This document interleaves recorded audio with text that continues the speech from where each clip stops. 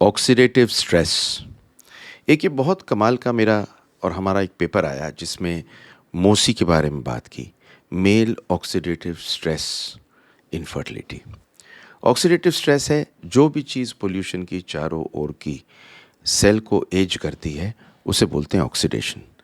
ये जानकर आपको ताज्जुब होगा कि इस दुनिया के अंदर करीब करीब ये मान के चलिए जितने भी लोग के बेबी नहीं हो रहा उनमें से 50% लोगों के बेबी ऑक्सीडेटिव स्ट्रेस के कारण नहीं हो रहा। ये पूरी रिसर्च ने बिल्कुल साफ कर दिया है। पर ये ऑक्सीडेटिव स्ट्रेस है क्या? ये अफेक्ट कैसे करती है? स्पर्म पे क्या करती है? आप कैसे बचें? और आप यंग हो या ना हो, आपके बेबी हो या ना हो, ऑक्सीडेटिव स्ट्रेस से इसलिए बचना है कि स्पर्म को ठीक रखने के अलावा ये रखती है आपको जवान। तो ऑक्सीडेटिव स्ट्रेस की हम कर लेते हैं यहाँ बात।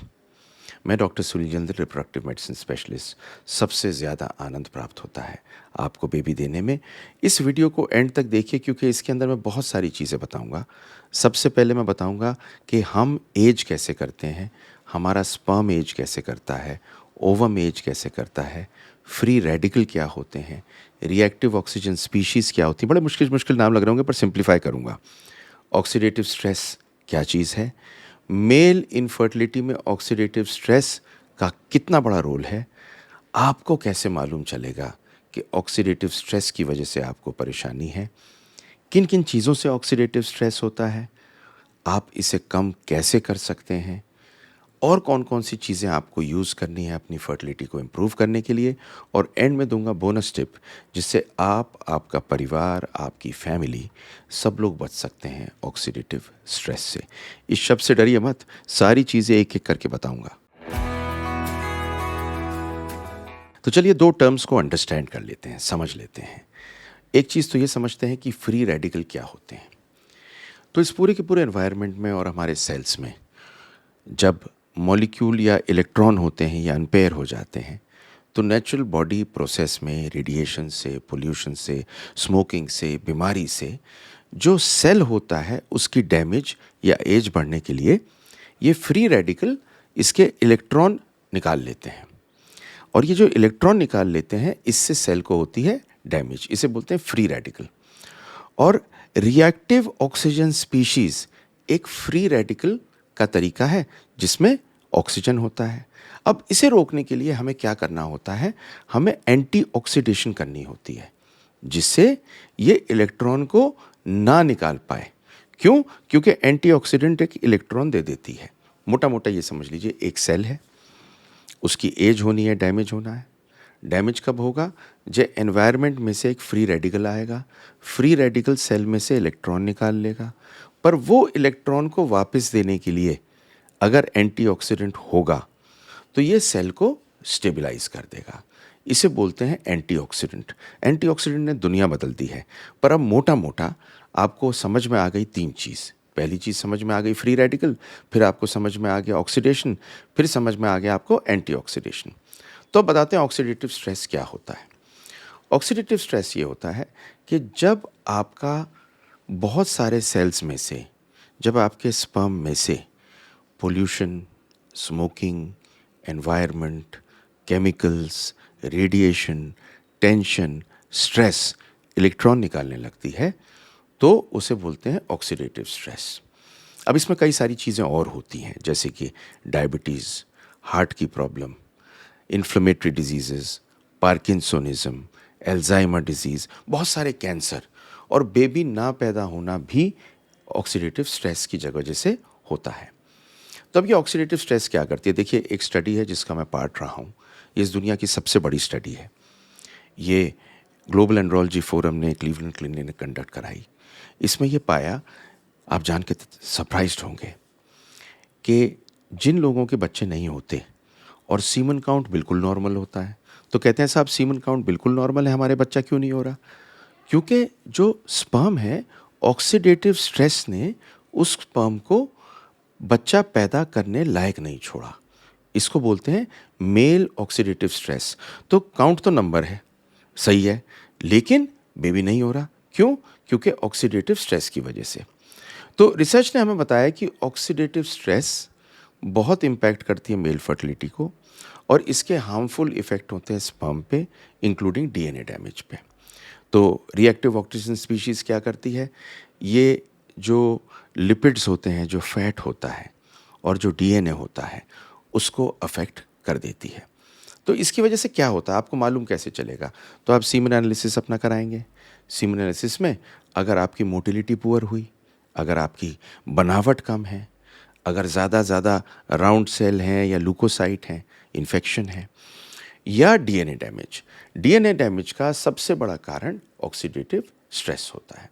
तो अब आप इसे नापते कैसे हैं? एक तो तरीका यह है कि वीर्य के अंदर आरओएस नाप लें। दूसरा तरीका यह है कि आप डीएनए फ्रेगमेंटेशन का टेस्ट करा लें। तो मैं आपको एग्जांपल देता हूँ। तो 42 सैंपल लिए गए, लो मोटिलिटी वाले, मॉर्फोलॉजी ख़राब थी और उनकी चेक की गई ऑक्सीडेशन तो 56% में ये ख़राब मिली। मतलब सीमन ठीक होने के बावजूद ये ख़राब मिला। अब ये कॉज़ क्या-क्या करता है? देखिए 2 तरह की चीज़ें कॉज़ करती हैं। एक जो अंदर शरीर में होती हैं और एक जो बाहर से आती हैं। जो अंदर शरीर में होती हैं वो हैं जैसे कि इन्फेक्शन आपके वीर्य में, वेरिकोसील, हार्मोन ख़राब होना, और बाहर का हो गया जैसे कि आपका लाइफ़स्टाइल, एनवायरनमेंट, पॉल्यूशन, स्मोकिंग, ये बढ़ता जा रहा है। पर बाहर की चीज़ें बड़ी इम्पोर्टेंट हैं। तो जैसे कि आपकी पुअर डाइट और आपका वज़न, आपकी स्मोकिंग, ड्रिंकिंग हैबिट, कुछ दवाइयाँ जो आप लेते हैं, रेडिएशन, टॉक्सिन, ये सारी चीज़ें बढ़ रही हैं। और इन्होंने क्या शुरू कर दिया है, ऑक्सीडेटिव स्ट्रेस आपके स्पर्म पे। अब आप इसे कम कैसे कर सकते हैं? तो कम करने के लिए मैं आपको अब कुछ चीज़ें बताऊँगा। एक तो स्मोकिंग मत करिए, ये सबसे बड़ा कारण है ऑक्सीडेटिव स्ट्रेस का। पॉल्यूशन है तो मास्क पहन लीजिए। अपनी डाइट के अंदर हरी सब्जियाँ, फल वो जो पीले और लाल हों, वो ले लीजिए। शुगर कम कर लीजिए, फैट कम कर लीजिए। जितना प्रोसेस्ड फूड होते हैं वो कम खाइए। मेडिटेरेनियन डाइट लेने की कोशिश करिए। धूप में जाते हैं तो सनस्क्रीन ले लीजिए। इसके अलावा आपकी नींद बहुत अच्छी होनी चाहिए ऑक्सीडेटिव स्ट्रेस से बचने के लिए। जब नींद अच्छी होती है तो एंडोजेनसली आप बचा पाते हैं। अब कुछ चीज़ें हैं जैसे कि कंजम्पशन के लिए, जैसे कि coenzyme Q, vitamin C, vitamin E. कुछ चीज़ें खाने की हैं जैसे ब्लूबेरीज़, स्ट्रॉबेरीज़, रास्पबेरी, केले, स्पिनच, बीट्स एंड बीन्स, ये बहुत फ़ायदा करती हैं। तो ये सारी चीज़ें आपका ऑक्सीडेटिव स्ट्रेस को कम करती हैं। मैं एक इसके बाद में एक सेट बनाऊँगा वीडियोज़ का, जिसमें ऑक्सीडेटिव स्ट्रेस में कौन-कौन सी चीज़ें कैसे-कैसे हेल्प करती हैं, कौन-कौन सी चीज़ें आपकी उम्र कम कर सकती हैं, ये सब इसमें डालूँगा।